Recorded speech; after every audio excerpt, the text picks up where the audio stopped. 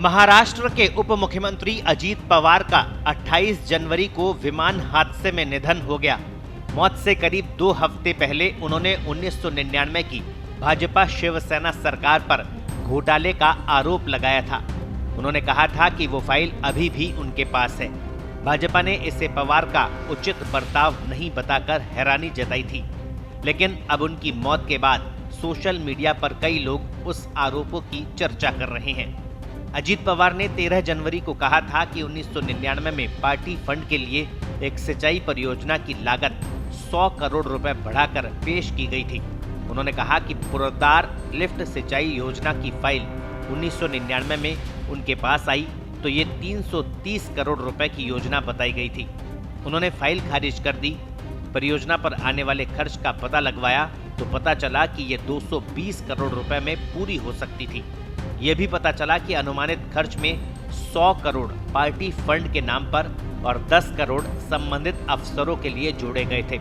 पवार ने यह भी कहा था कि वो फाइल अभी भी उनके पास है।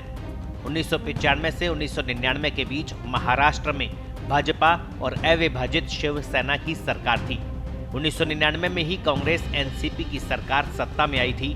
बीजेपी शिवसेना सरकार में भाजपा के एकनाथ खड़से सिंचाई मंत्री थे। खड़से ने पवार के आरोपों को नकारते हुए कहा था कि वो खुद सिंचाई विभाग में भ्रष्टाचार के आरोपों का सामना कर रहे हैं और इससे ध्यान हटाने के लिए इस तरह की बातें कर रहे हैं।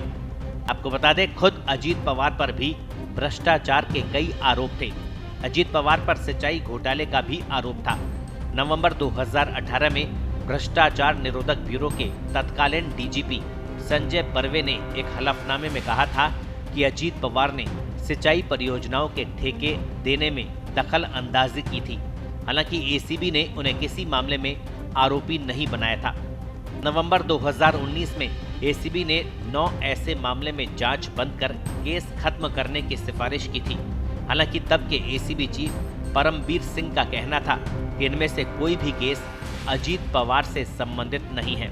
2019 में एसीबी ने बॉम्बे हाईकोर्ट की नागपुर पीठ में यह भी कहा कि किसी भी मामले में पवार से जुड़ी कोई गड़बड़ी नहीं पाई गई।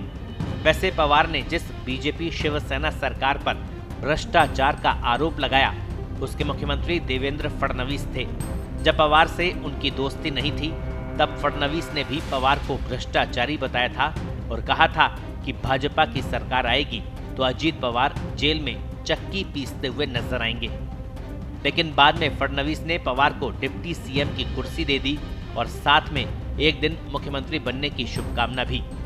ब्यूरो रिपोर्ट, पत्रिका।